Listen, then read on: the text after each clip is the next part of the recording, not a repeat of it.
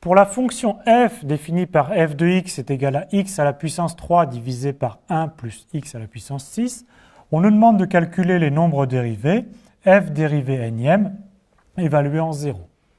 Alors, on n'a pas du tout envie de calculer f' de x, f seconde de x, etc. parce qu'on obtiendrait des expressions trop compliquées. Alors d'habitude, on part des nombres dérivés en 0 pour en déduire un développement limité de f. Ici, on va faire l'expression inverse. On va calculer un développement limité de f pour en déduire les nombres dérivés en 0.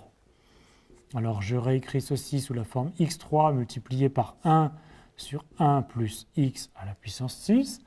Et je me souviens que 1 sur 1 plus u, son développement limité c'est 1 moins u plus u au carré moins u au cube, etc. Le terme général étant moins 1 à la puissance L, u à la puissance L. Alors ici, u c'est x puissance 6, donc j'en déduis que ceci s'écrit sous la forme x3, facteur de la somme des moins 1 à la puissance L, x à la puissance 6L, pour L positif. Ce que je réécris en incorporant le x cube, la somme des L positifs, des moins 1 à la puissance L, x à la puissance 3 plus 6L. Donc on a déjà une première façon d'obtenir notre développement limité, mais on sait aussi qu'on peut obtenir un développement limité par les formules de Taylor. F de x, c'est f de 0 plus f' de 0 fois x plus f seconde de 0 sur factoriel 2 multiplié par x2, plus etc. Le terme général étant f dérivée énième évaluant 0 divisé par factoriel n multiplié par x à la puissance n, plus etc. Et on s'arrête à un certain ordre, x à la puissance grand N. Ce que je peux réécrire sous la forme suivante, c'est donc la somme pour n variant de 0 jusqu'à grand N de f dérivée énième en 0 divisé par factoriel n multiplié par x puissance n et plus notre reste. On a donc obtenu un dl de f de deux façons différentes, mais on sait que par unicité du développement limité, ces deux développements limités doivent être égaux. Donc, on va pouvoir en déduire les coefficients.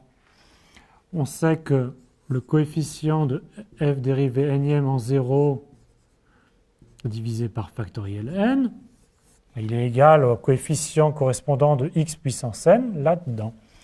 Donc c'est donc moins 1 à la puissance L si x puissance n est égal à x à la puissance 3 plus 6L, c'est-à-dire si n est égal à 3 plus 6L. Et puis il y a aussi beaucoup de coefficients dans cette expression qui sont nuls, et donc c'est 0 sinon. Alors on a presque terminé, on voulait nous le nombre dérivé de fn en 0. Alors en fait, si n est égal à 3 plus 6L, on peut écrire L est égal à n moins 3 sur 6. Et donc on va en déduire la valeur du nombre dérivé de la dérivée énième en 0, qui est quoi?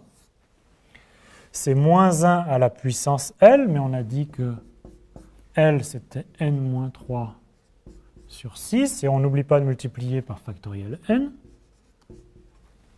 Ceci, si n est de cette forme-là, c'est-à-dire que si n est congru à 3 modulo 6, et sinon, le coefficient est 0.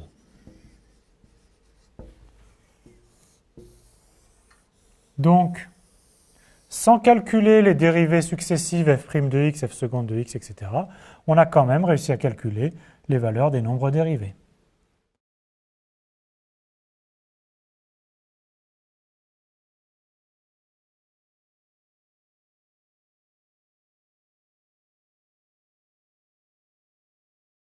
Je vous laisse travailler un exercice. Il s'agit de trouver une fonction f qui vérifie f de 0 est égal à 0, f' de 0 est égal à factoriel 1, f seconde de 0 est égal à factoriel 2, etc.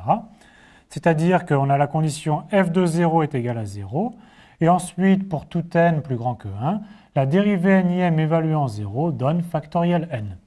Il s'agit de trouver une fonction assez simple.